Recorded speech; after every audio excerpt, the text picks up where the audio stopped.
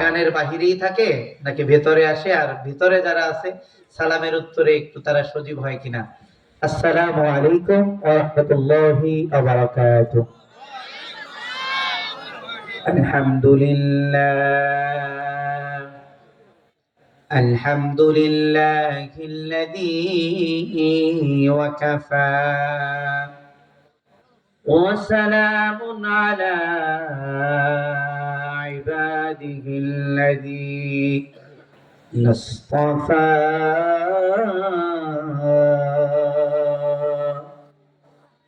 أما بعد أعوذ بالله من الشيطان الرجيم بسم الله الرحمن الرحيم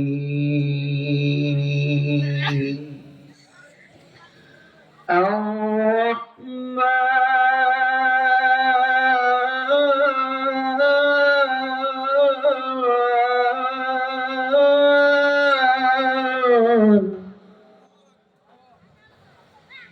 علم القرآن خلق الإنسان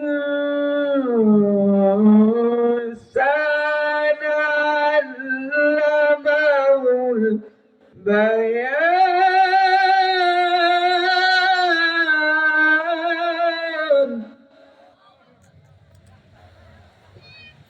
الشمس والقمر بحسبان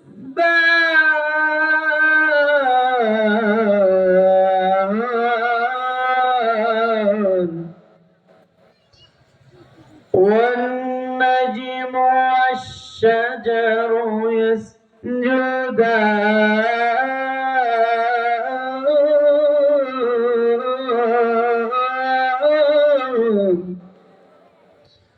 صدق الله المولانا العظيم. وقال نبينا وسيدنا وإمامنا ورئيسنا ومحبوب الله تعالى صلى الله عليه وسلم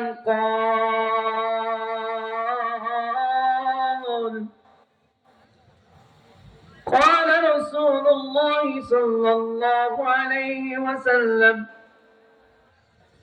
خيركم من تعلم القرآن وعلمه أو كما قال النبي صلى الله عليه وسلم दुनिया की महफिलों में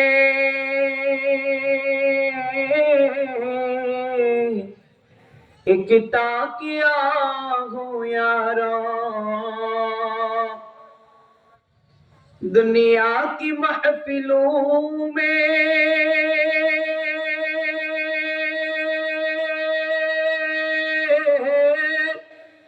एक ताकिया हो यारा,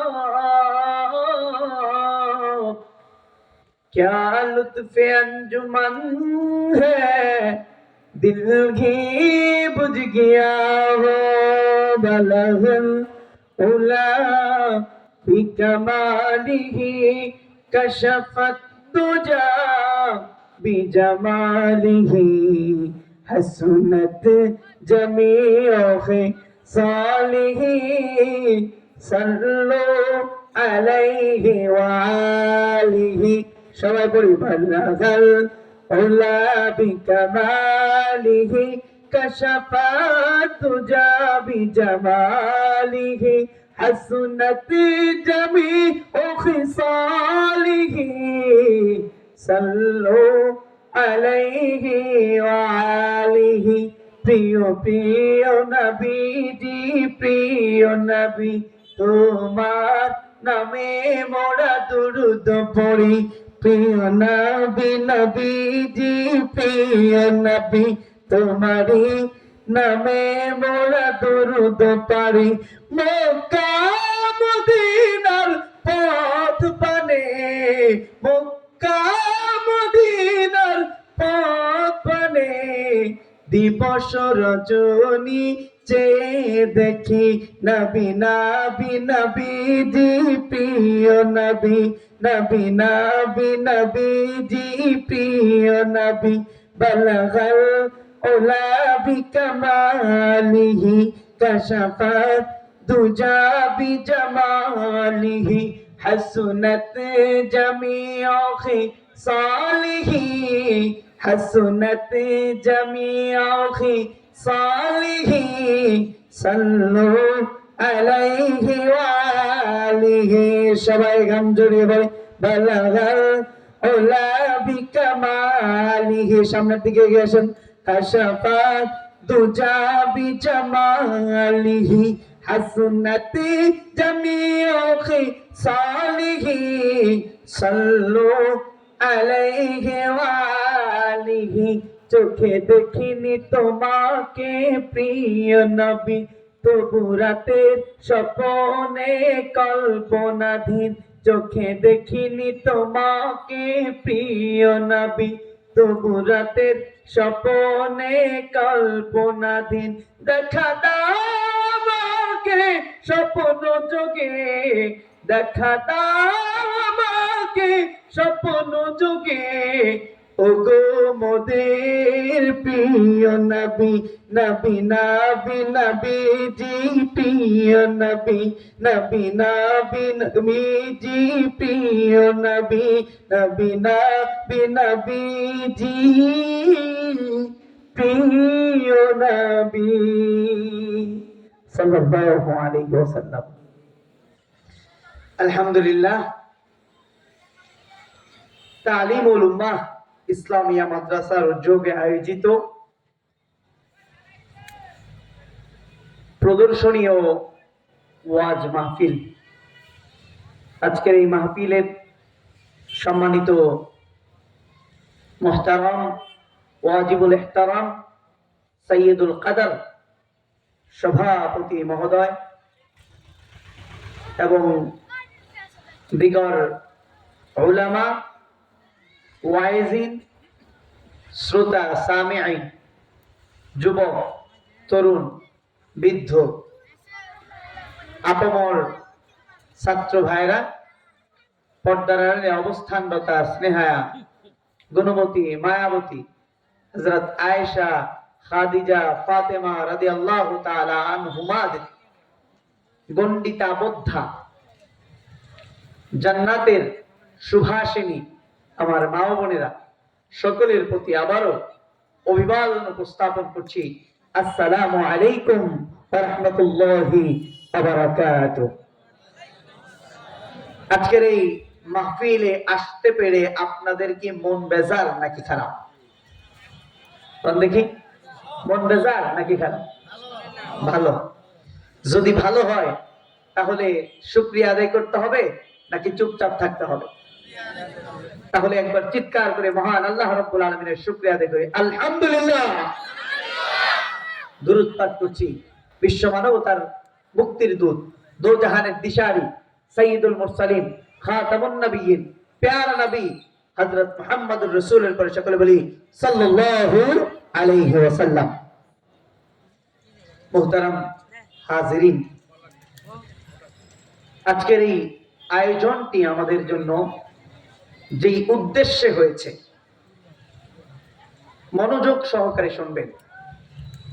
আমি আপনাদেরকে সুর ছন্দে কানে ভাসমান কিছু দিব না, বরঞ্চ কথায় এমন কিছু উপস্থাপন করার যেন আল্লাহ আমাকে যোগ্যতা দান করে, যেটা আমার এবং আপনার আগামীর জীবন পরিচালিত করতে, আগামীর জীবনে সুখ স্বাচ্ছন্দ্য এবং রব্বে কারিমের সাথে হৃদ্যতার বন্ধনে আবদ্ধ হওয়ার জন্য পরিকল্পনাতীত মহান আল্লাহ রাব্বুল আলামিনের পক্ষ থেকে কিছু কথা উপস্থাপন করার জন্য তৌফিক দান করেন। সকলে বলি আমিন।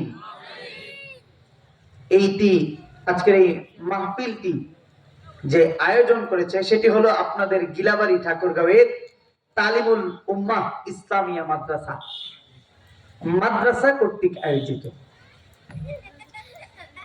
মাদ্রাসার মৌলিকত্ব কি? মাদ্রাসা কাকে বলে? মৌলিকভাবে আমরা যেটা বুঝি, যেখানে কোরআন সুন্নাহ পড়ানো হয় সেটাই মাদ্রাসা।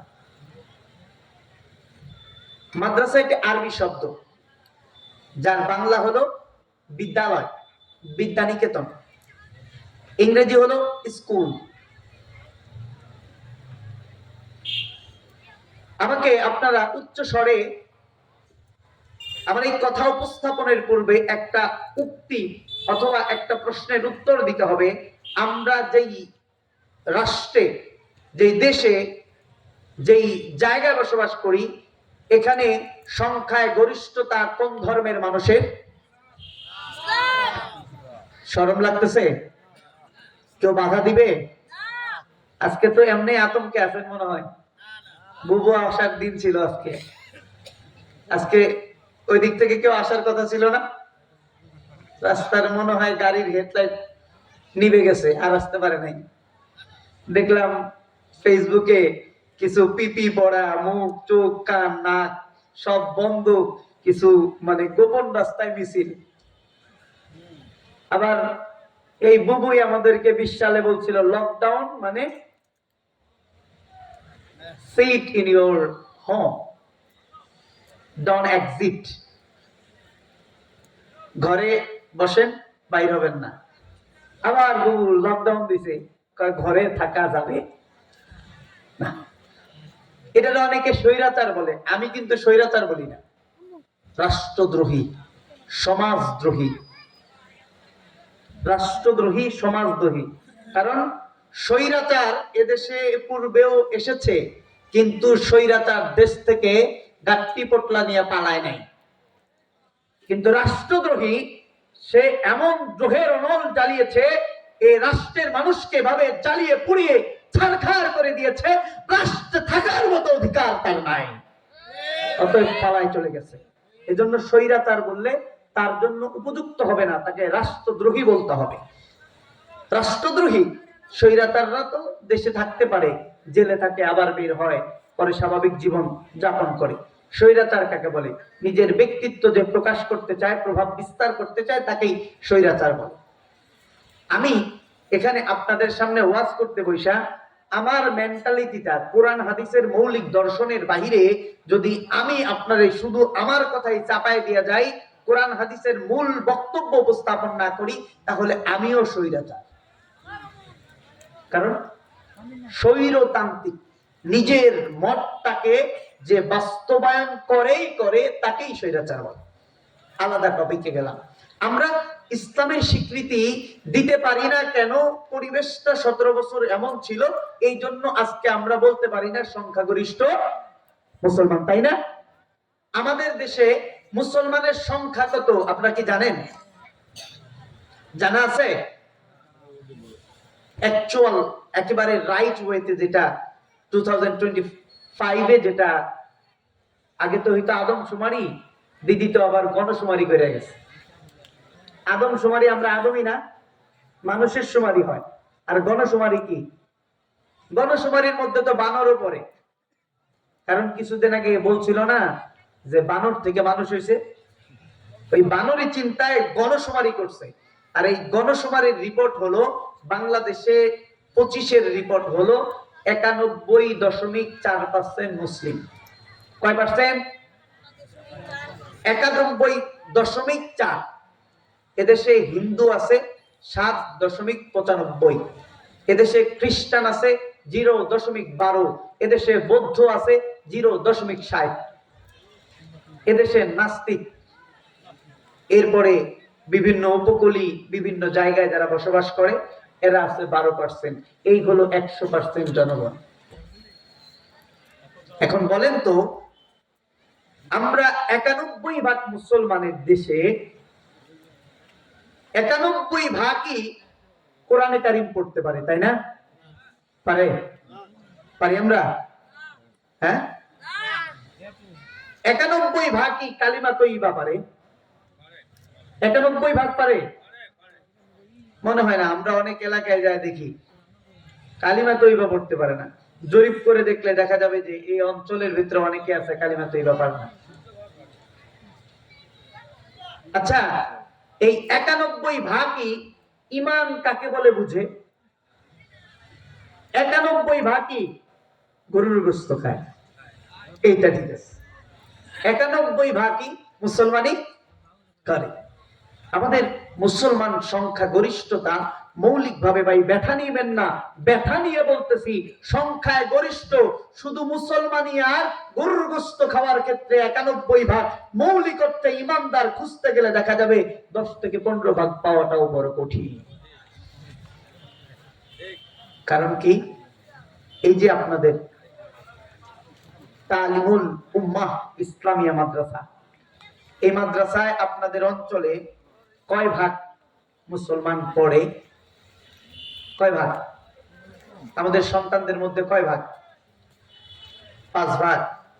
আমি পুরো বাংলাদেশের জরিপ বলি, বাংলাদেশে ইসলামী শিক্ষায় শিক্ষিত জনগণ হলো 7%, 7%। এর মধ্যে শিক্ষাধারা দুইটা, একটা হলো ব্রিটিশ সরকার প্রবর্তিত শিক্ষা ব্যবস্থা আলিয়া মাদ্রাসা, যেখানে পড়াশোনা করে 4.75 তথা প্রায় 5.5 ভাগ। আর কওমি মাদ্রাসা, যেখানে শুধু কোরআন হাদিসের পড়ানো হয়, এখানে পড়ে আপনার 2.25। আলিয়া মাদ্রাসা দিন শেখার কার্যালয়, তবে আলিয়ার সিলেবাসটা এমন করে গোছানো হয়েছে, ইন্টারমিডিয়েট পাস করার পরে আমাদের স্বপ্ন জাগে চাকরি পেতে হলে ইউনিভার্সিটিতে ইন্টারভিউ দিব, সামনে আর ইলম শিখবো না। এটা ওখান থেকে ছুটে পড়ে। আমি যে বিষয়টি বোঝাতে চাচ্ছি, আমাদের দেশে মুসলিম 91 ভাগ, ইসলামী শিক্ষায় শিক্ষিত 7 ভাগ। আমেরিকা আর মৌলিক শিক্ষিত হলো 87%। আমাদের দেশে 87% মানুষ শিক্ষিত। America, Europe, Germany, Australia, Italy, এই সমস্ত রাষ্ট্রে 99 থেকে 100 ভাগ মানুষ শিক্ষিত। 99 থেকে 100 ভাগ মানুষ শিক্ষিত। তাদের রাষ্ট্রের মৌলিক সংখ্যাগরিষ্ঠতা, কোন রাষ্ট্রে খ্রিস্টান, কোন রাষ্ট্রে ইহুদি, তবে খ্রিস্টান রাষ্ট্র বেশি। তবে তারা গর্ব করে বলতে পারে তাদের রাষ্ট্রে শতভাগ শিক্ষিত যারা খ্রিস্টান আছে, এই শতভাগ। আমেরিকায় বর্তমানে 10% মুসলমান, এই 10% সহকারে তাদের 99 ভাগ শিক্ষিতর মধ্যে 98 ভাগই তাদের ধর্মের ধর্মীয় শিক্ষিত,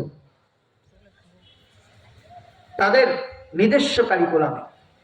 আর আমাদের দেশে একটা সময় জেনারেল এডুকেশনাল সিস্টেমে সিলেবাসে একটা বই ছিল, আমরা যারা আগে পড়েছি, মানে বুবুর আগে যারা পড়েছি, দীপু দাদির আগে যারা পড়েছি, দীপু মনি ছিল না, তার আসার আগে যারা পড়েছি, আমরা একটা বই পড়েছি, সেটার নাম হলো ধর্ম শিক্ষা বা ইসলাম শিক্ষা। কিন্তু পেস্টটা লাগাইছে কোথায়? নতুন করে তারা শিক্ষা সিলেবাস পরিবর্তন করে নাম দিয়েছে ইসলাম ও নৈতিক শিক্ষা। কথাগুলো বুঝবেন কিভাবে আমাকে আপনাকে জবাই করতেছে। আচ্ছা বলেন তো, ইসলাম কি নৈতিকতার বাহিরে না নৈতিকতার সহ? ইসলামের বাহিরে নৈতিকতা?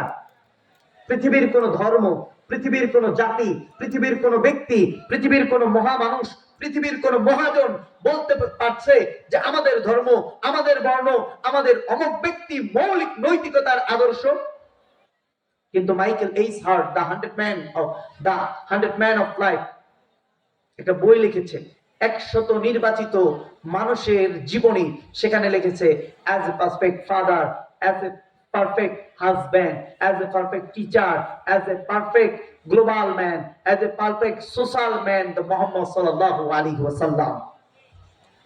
একজন আদর্শ বাবা, একজন আদর্শ স্বামী, একজন আদর্শ পরিবারের মহাজন, একজন আদর্শ সামাজিক ব্যক্তিত্ব, একজন আদর্শ রাষ্ট্রীয় ব্যক্তিত্ব, এরকম যত সিফত হতে পারে সব উল্লেখ করে বলেছেন মুহাম্মদ সাল্লাল্লাহু আলাইহি ওয়াসাল্লাম is the perfect man of the world. Muhammad সাল্লাল্লাহু আলাইহি ওয়াসাল্লাম। আর ওরা করলো কি? ইসলাম ও নৈতিকতা শিক্ষা আমাদেরকে দিল। দেওয়ার পরে ইসলাম শিক্ষা পড়ানোর জন্য টিচার নাই।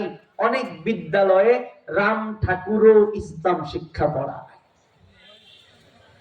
দেখেন পেস্তা লাগাইছে কোথায়? মাদ্রাসা তো এই জন্য একটু বুঝাই পড়ে ভিন্ন দিকে যাব। রামপাল, রাম ঠাকুর, গণেশ চন্দ্র ইসলাম শিক্ষা পড়ায়। একটা বিদ্যালয়, প্রাইমারি স্কুল, সেখানে 7 জন স্টাফ, 7 জনই হিন্দু। ইসলাম ও নৈতিক শিক্ষা পড়ায় কে? বলে আমাদের রামপাল স্যার পড়ায়। এদিকে ব্রিটিশ সরকার প্রবর্তিত আলিয়া মাদ্রাসা, সেখানেও দুই ভাবে অ্যাটাক করেছে। 1 নাম্বার হিন্দু শিক্ষককে নিয়োগ দিয়েছে, 2 নাম্বার জেনারেল একেবারেই অর্ধনগ্ন মা বোনদেরকে ঢুকিয়ে দিয়েছে। স্কুলের টিচারের মতো লেবাস। এভাবে আমাদেরকে ঘায়েল করতেছে তারা। এই ঘায়েল করাটা আজকে থেকে নতুন শুরু হয়েছে না। বাবারা, ভাইরা, বন্ধুরা, ইতিহাস যারা পড়েছেন একটু পিছনে চলে যাই। 1600 খ্রিস্টাব্দের দিকে তাকিয়ে দেখেন, ব্রিটিশ বেনিয়ারা ইস্ট ইন্ডিয়া কোম্পানির নাম ধরে এদেশে ব্যবসা করার জন্য এই ভারত উপমহাদেশে এসেছে। 1757 দিকে তাকিয়ে দেখেন, নবাব সিরাজউদ্দৌলাকে পরাজিত করে তারা এদেশের এই রাষ্ট্রের ক্ষমতা ব্যবস্থা, শাসন ব্যবস্থাকে দখল করেছে। দখল করার পরে এ রাষ্ট্রে আপনি গুগল করেন, এ সময় সার্চ ইঞ্জিন আছে, চ্যাট জিপিটি কে দেখেন, রেমিনিতে দেখেন, এই রাষ্ট্রে ৮৫ যুদ্ধের পরে তারা একদিন ৩৫ থেকে ৪০,০০০ মাদ্রাসাকে বল্টুজার দিয়ে তসনস করে দিয়েছে। একদিনে ৩৭,০০০ আলেমকে নিম গাছের সাথে ঝুলায়া ফাঁসি দিয়ে মেরেছে। ৫০,০০০ আলেমকে গুলি করে, তীর মেরে, ধনুক মেরে, বিভিন্ন কলাকৌশলে আঘাত করে মেরেছে। মারার পরে এ রাষ্ট্রে আর কোনো কাঠামোতে তারা পরিবর্তন করে নাই। তাদের আধিপত্য আমাদের উপর চাপিয়ে দিয়েছে, যার ফলশ্রুতিতে আজ পর্যন্ত রাষ্ট্রের সংবিধানও কার? আমরা 1857-তে ওদেরকে বিতাড়িত করে দিয়েছি। কিন্তু আজকে আমরা যেই রাষ্ট্রের কাঠামোতে আছি, এই কাঠামো কার? আমাদের সংবিধান কাদের প্রবর্তিত? আমাদের। এই রাষ্ট্রের চিন্তায়, এই রাষ্ট্রের জনগণের চিন্তায়, আমাদের সামাজিকতা, বিচার বিভাগ কাদের সংবিধানে পরিচালিত? আমাদের অন্যান্য অর্থনীতি কাদের পদ্ধতিতে পরিচালিত? আমাদের রাষ্ট্রীয় নীতি কাদের পদ্ধতিতে পরিচালিত? ব্রিটিশদের পদ্ধতিতে পরিচালিত। এদেশে দ্বিতীয়বার তারা যখন 1857-তে চলে গেল, আবার 1800-র দিকে তারা যখন বিতাড়িত হয়ে গেল, তারা এরপরে আবার বিভিন্নভাবে আমাদের এদেশে বীজ বপন করে দিয়ে গেছে। এদেশের মানবতার একজন ফেরিওয়ালা আছে, যার নাম হলো স্যার ফজলে হাসান আবেদ। নাম জানেন আপনারা? চিনেন? আপনাদের এলাকায় ব্রাক আছে না, ব্রাক ব্যাংক? হ্যাঁ, এই স্যার ফজলে হাসান আবেদ ওয়ান পিস নাস্তিক, বাংলাদেশের ওয়ান পিস নাস্তিক। সে একমাত্র, শুধুমাত্র প্রথম নাস্তিক ছিল বাংলাদেশের। সে মুন্সিগঞ্জের মানুষ, পারিবারিক আধিপত্য, এসব কিছুকে ছিন্ন করে সে যখন এই সমাজের মধ্যে দেখলো যে এই দেশের মানুষগুলা নামাজ পড়ে না, কালিমা জানে না, ইমানের মুফাসসাল মুজমাল কিছুই বুঝে না, কোরআন তেলাওয়াত করতে পারে না, কিন্তু সন্তানগুলোকে ফজরের সময় ডাকিয়ে দেয়, ফজরের নামাজ নিজে পড়ে না, সন্তানকে ডাকিয়ে দিয়া মসজিদে পাঠায়া কালিমা নামাজ ইমান শেখার জন্য ব্যবস্থা করে দেয়। মাথা গেছে ঘুরে, দৌড়ে চলে গেছে মাদার তেরেসার কাছে। মাদার তেরেসা তাকে তোফায়েল দিছে, আরে এইভাবে কিছুই করতে পারবে না, একটা মুসলমান। সবাই আমরা জিকির করি, লা ইলাহা ইল্লাল্লাহ, লা ইলাহা ইল্লাল্লাহ, লা ইলাহা ইল্লাল্লাহ, লা ইলাহা ইল্লাল্লাহ, লা ইলাহা ইল্লাল্লাহ, লা ইলাহা ইল্লাল্লাহ, লা ইলাহা ইল্লাল্লাহ, আলহামদুলিল্লাহ, লা ইলাহা ইল্লাল্লাহ। যে কথা বলতেছিলাম, ফজলে হাসান আবেদ মাদার তেরেসার কাছে গিয়ে বলল, আমি এমন একটা রাষ্ট্রের মধ্যে থাকি যে রাষ্ট্রের মানুষ একেবারে আলাভোলা, যে রাষ্ট্রের মানুষ অর্থনৈতিক স্বাবলম্বী না, যে রাষ্ট্রের মানুষ সামাজিক স্বাবলম্বী না, যে রাষ্ট্রের মানুষ পারিবারিক স্বাবলম্বী না, যে রাষ্ট্রের মানুষ ইসলামকে মানে কিন্তু নামাজ পড়ে না, ইসলামকে মানে পুঙ্খানু রোজা রাখে না, ইসলামকে মানে দ্বীন বোঝে না, কালিমা বোঝে না, কিন্তু এই রাষ্ট্রের মধ্যে আদর্শিক এমন একটা পরিবর্তন আসতেছে, এই রাষ্ট্রে অল্প কিছুদিনের মধ্যে দেখা যাচ্ছে আগামী প্রজন্মের প্রত্যেকটা সন্তান মসজিদে গিয়ে ইমাম সাহেবের কাছে কালিমা শিখতেছে, কোরআন শিখতেছে, দ্বীন শিখতেছে, নামাজ শিখতেছে, জানাজা শিখতেছে, দ্বীনের অন্যান্য বিষয়গুলোকে শিখতেছে। আমার কি করণীয়? আমি তো এটাকে সহ্য করতে পারতেছি না। এবার মাদার তেরেসা বলল, তুমি তোমার দেশে ফিরে যাও, কিন্তু তুমি তোমার আদর্শকে কারো সামনে ফুটিয়ে তোলার দরকার নাই। তবে মুসলমানরা নিজেদের ঈমান নিয়ে অনেক শক্তিশালী, তাদের ঈমান থেকে পৃথক হওয়ার জন্য তোমাকে কোনো কিছু বলার দরকার নাই। ও ফজলে হাসান আবেদ, তুমি তোমার রাষ্ট্রের ভিতরে যাওয়ার পরে মানবতার নামে এমন কিছু কাজ আরম্ভ করে দাও, যে কাজগুলো দিয়ে তুমি মুসলমানের মেয়েদেরকে, যেই মেয়েগুলা নিজেরা পর্দা করে না, কিন্তু রাস্তা দিয়ে হাঁটার সময় যদি কোনো নামাজিকে দেখে, কোনো ইমামকে দেখে, কোনো আলেমকে দেখে, কাপড়টা আঁচলটা মুখের সামনে দিয়ে ঘুরে দাঁড়ায়, নিজের মুখটাকে নামাজের সামনে দেখাইতে চায় না, ইমানদারের সামনে দেখাইতে চায় না, জিজ্ঞাসা করে বলে, আমার নিজের পরিপূর্ণ ইমান না থাকতে পারে, কিন্তু আমি একজন ইমানদারের আমলকে ভৎস করতে পারবো না। এই চিন্তাটা তাদের মাথার ভিতরে আছে, আদর্শের ভিতরে দিনে দিনে দমকা হাওয়া বয়ে তাদের আদর্শের ভিতরে পরিবর্তন আসতেছে।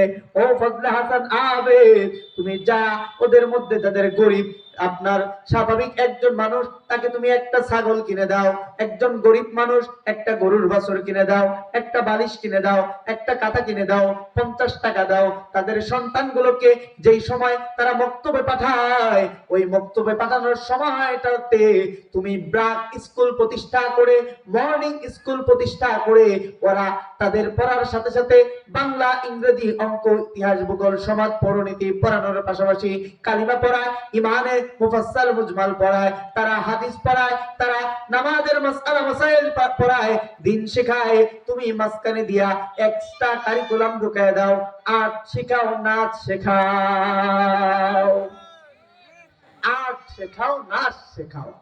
ওরে চমকপ্রদ, পড়লে স্কেল দেয়, খাতা দেয়, বই দেয়, ব্যাগ দেয়, সব কিছু দেয়।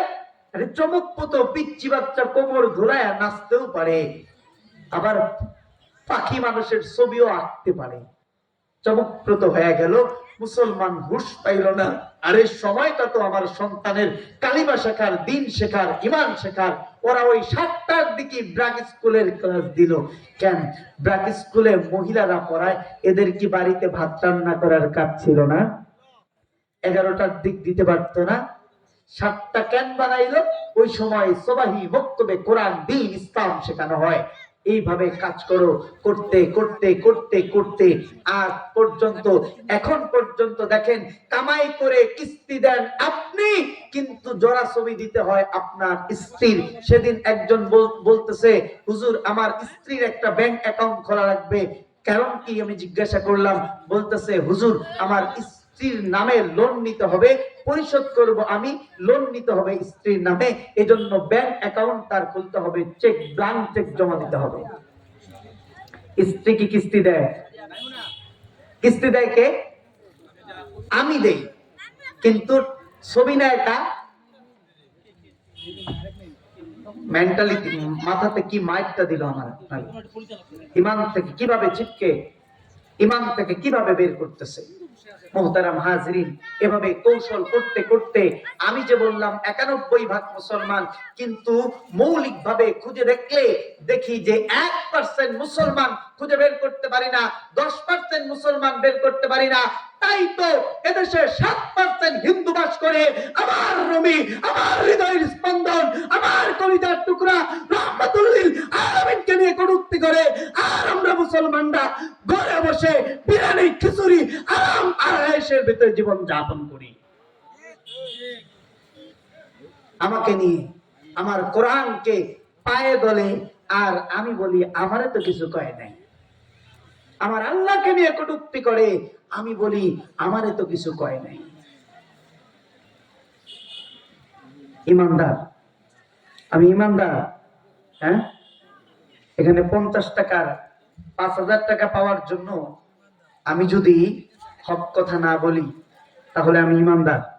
আপনারা বাদ, আমাকে যে কেউ বললো হুজুর আমি এই কাজটা করি, এটা আকাম, আপনার কথার পয়েন্ট দেখতেছি ওই দিকেই যাচ্ছে, আপনাকে 500 টাকা পকেটে ঢুকাই দিলাম, হুজুর এই পয়েন্টটা বাদতে বাকিগুলা কর।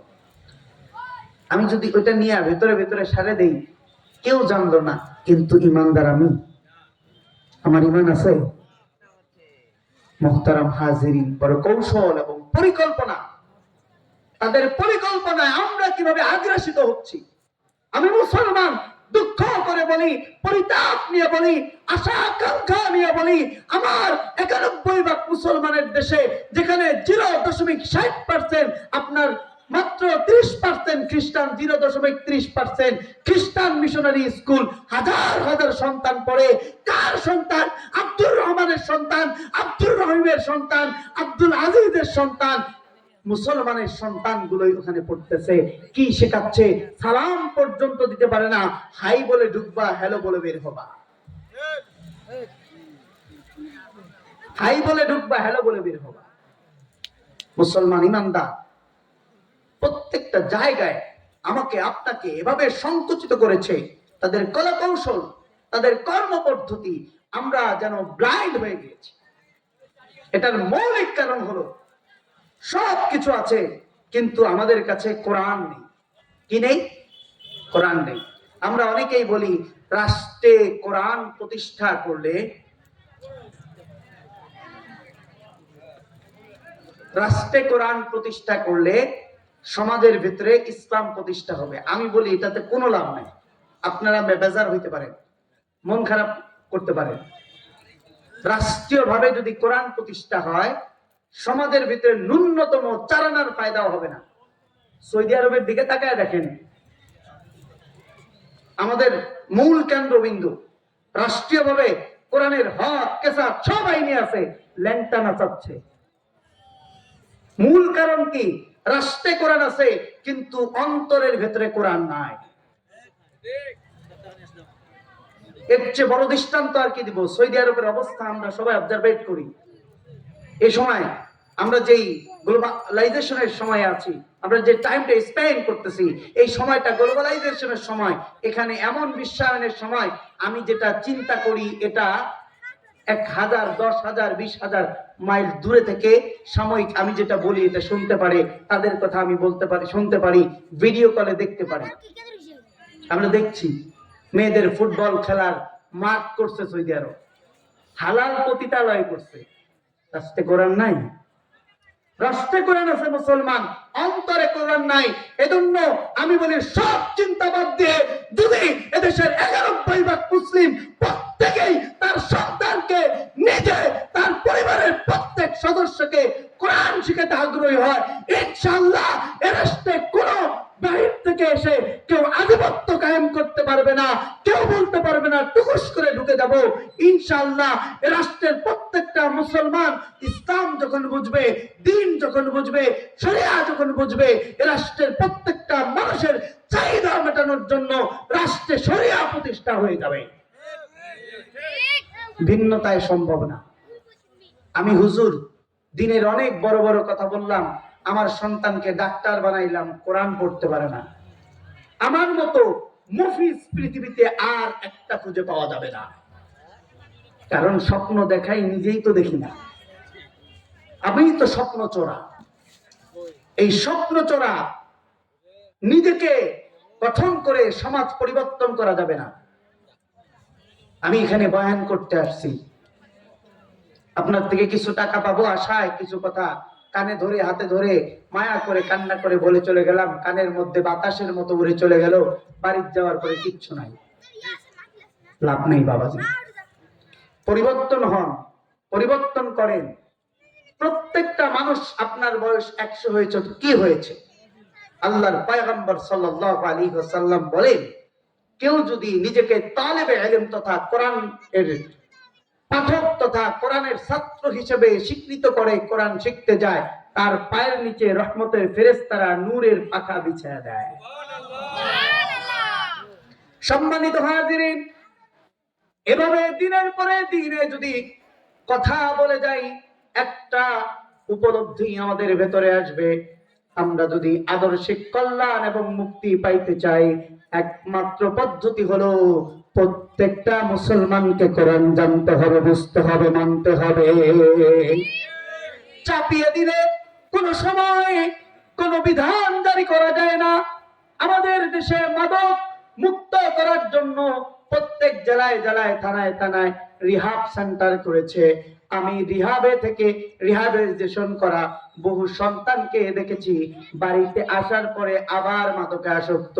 জিজ্ঞাসা করলাম, ও ভাই বন্ধু যুবক, তুমি তো 6 মাস 1 বছর রিহাব সেন্টারের মধ্যে ছিলে, আবার এসে মাদক কিভাবে পান করো?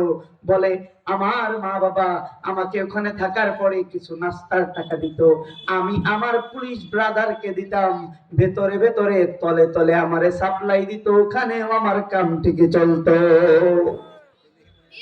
বিধান দিয়ে জাতির পরিবর্তন হবে না, জাতির মানসিকতা তৈরি করতে হবে। সম্মানিত হাজিরিন, এই কোরআন সমাজে যদি প্রত্যেক মানুষের অন্তরের ভিতরে সেট হয়ে যায়, ফিট হয়ে যায়, ও ফুরন্ত উপকার। আর যদি কোরআন মানুষের অন্তরের ভিতরে সেট ফিট না হয়, তাহলে ভয়ঙ্কর 9 ধরনের ক্ষতি আমাদের জন্য, কিছু ইহকালীন, কিছু পরকালীন। 1 নাম্বার যেই ক্ষতিটা, সেটা হলো কোরআন আমাদের জন্য অভিশাপ এর কারণ হবে। আমরা সবাই পরকালে বিশ্বাসী, কোরআন আমাদেরকে অভিশাপ দিবে।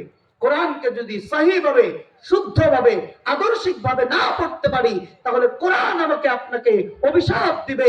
পয়গম্বরে আরবি বলেন, রুব্বা কারিন ইয়াকরাউনাল কুরআন ওয়াল কুরআনু ইয়ালআনুহুম।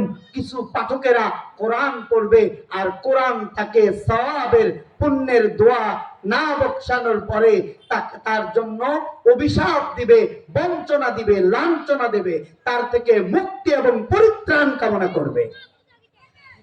আছে না এই দেশে? অনেক জায়গায় নামাজ পড়তে গেলে পরে আবার নামাজ পড়তে হয়। সূরা ফাতিহা পড়ে আলহামদুলিল্লাহি রাব্বিল আলামিন আর রহমানির রহিম, মানে মানলো টান, একই টান, যেখানে টান আছে ওখানে দেয়, না আছে ওখানে দেয়। এদের ব্যাপারে আল্লাহ রাব্বুল আলামিনের পয়গম্বর বলেন, কোরআন তার প্রত্যেকটা অবান্তর টানের সময় চিৎকার করে আল্লাহর কাছে তার ব্যাপারে অভিশাপ করতে থাকে। তাহলে মুসলমান যেহেতু জান্নাতে যাইতে চাই, কোরআন শিখতে হবে কি হবে না? 2 নাম্বার, কোরআনময় জীবন হবে না। কোরআনময় জীবন হবে না, কারণ কোরআন আল্লাহ তাকেই শিখতে দেয়, কোরআন আল্লাহ তাকেই পড়তে দেয়, কোরআন তাকে আল্লাহ তাকেই বুঝতে দেয় যাকে আল্লাহ মহব্বত করে। হাদিসে কুদসির মধ্যে আছে, মাই ইউরিদিল্লাহু বিহি খাইরান ইউফাক্কিহু ফিদ্দীন। আল্লাহ যাকে ভালোবাসে তাকেই আল্লাহ কোরআন পড়ার জন্য পছন্দিদা করে। এরপরে তৃতীয় নাম্বার যেটা, কোরআন না পড়লে হৃদয়টা উজাড় বিটা হয়ে যায়। শেষ করব, এজন্য শুধু শিরোনামগুলো বলতেছি। এরপরে চতুর্থ নাম্বার যেটা, কোরআন যে পড়ে না তার জন্য বিশ্বনবী রাহমাতুল লিল আলামিন হাসরের ময়দানে তার বিরুদ্ধে সাক্ষ্য দেবে। পঞ্চম নাম্বার, কোরআন যে পড়ে না, কোরআন যে পড়তে পারে না, সে অল্প তুষ্টির গুণটা তার ভিতর থেকে দূরে চলে যাবে। লক্ষ টাকা তার ভেতরে আছে, তার কাছে আছে, তাও মনে হবে নাই নাই, খাই খাই, সুখ শান্তি তার থেকে চলে যাবে। এরপরে ষষ্ঠ নাম্বার যে বিষয়টি, কোরআন যে ব্যক্তি পড়তে পারবে না তার জন্য কোরআন নিজেই হাসরের ময়দানে ওই ব্যক্তির বিরুদ্ধে সাক্ষ্য দিবে যে কোরআন পড়ে নাই, ও আমাকে পড়ে নাই, ও অমুক বিদ্যা তমুক বিদ্যা, ডাক্তারি, ইঞ্জিনিয়ারিং, উকিল, মুক্তারি ইত্যাদি পড়েছে। এরপরে অষ্টম নাম্বার, জাহান্নামে যাওয়ার জন্য এটাই অপরিহার্য, এটাই যথেষ্ট যে সে কোরআন পড়ে নাই। এরপরে 9 নাম্বার, আল্লাহর কাছে জবাবদিহিতার কাঠগড়ায় যখন দাঁড়াবে, কোরআন না পড়ার কারণে তার মুখ থেকে কোনো জবাবের কোনো উত্তর তার মুখ থেকে বের হবে না। এই 9টা ভয়াবহ ক্ষতিতে আমরা আমাদের জীবনে ধুকে ধুকে মরছি। অনেক টাকার মালিক, এরপরেও এই অসুবিধা ওই অসুবিধা, ঘামি, কষ্ট পাই, ইত্যাদি ইত্যাদি, বিপদ ফুরায় না, মুসিবত ফুরায় না। আপনি কোরআন পড়েন, আল্লাহ রাব্বুল আলামিন কোরআনে বলে, যেই ব্যক্তি ঈমান এবং তাকওয়া অবলম্বন করে, এই দুইটা কোরআন পড়ে ঈমান আনলো এবং তাকওয়া মুত্তাকি হলো, আল্লাহ রাব্বুল আলামিন তার জন্য আসমান এবং জমিনের মধ্যে সমস্ত সুখ আরাম আয়েশ বরাদ্দ করে দিবে। বলে সুবহানাল্লাহ। মোহতারাম হাজরিন, এলোমেলো কয়েকটি কথা বললাম, সময় অনেক পেরিয়ে গেছে। আপনাদের কাছে ক্ষমা প্রত্যাশী, সেই সাথে আপনাদের সকলের কাছে অনুরোধ এবং নিবেদন থাকবে, আমরা সবাই নিজেরা কোরআন পড়ব, আমাদের অধীনস্থ যারা আছে সকলকে কোরআন পড়াবো। কে কে নিজে কোরআন শিখবো এবং অধীনস্থদের কোরআন শেখাবো, হাত তুলে আল্লাহকে দেখায় দেই। হাত তুলে আল্লাহকে দেখায়, আয় আল্লাহ, তোমার এই ছোট বড় আবাল বৃদ্ধা বনিতা, আমার মা পদ্মার আড়ালে, বোনেরা পদ্মার আড়ালে, এবং আমার বাবারা, ভাইয়েরা, বন্ধুরা, স্নেহের ছোট অনুজেরা হাত তুললো, আল্লাহ তাদের সকলকে মুখের জড়তা, চিন্তার জড়তা, মেধার জড়তা, অর্থনৈতিক জড়তা, সমস্ত জড়তা কেটে তাদেরকে কোরআন শেখার জন্য তৌফিক দান করো। এই সমাজটাকে, রাষ্ট্রটাকে, পৃথিবীটাকে আবার কোরআনময় হিসেবে গড়ে তোলো। সকলে বলি আমিন। وآخر دعوانا الحمد لله رب العالمين. السلام عليكم ورحمة الله وبركاته.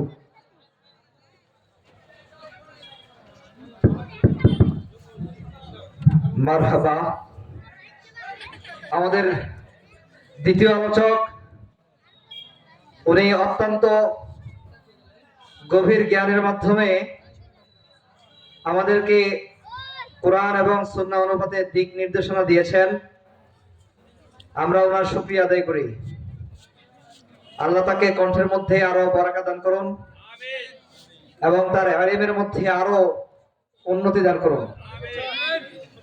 আমাদের আজকের তালিমুল উম্মাহ ইসলামিয়া মাদ্রাসার উদ্যোগে প্রদর্শনী ও ওয়াজ মাহফিল, আমাদের প্রধান বক্তা তিনিও আমাদের মাঝে অল্প কিছুক্ষণের মধ্যে হাজির হয়ে যাবেন ইনশাআল্লাহ।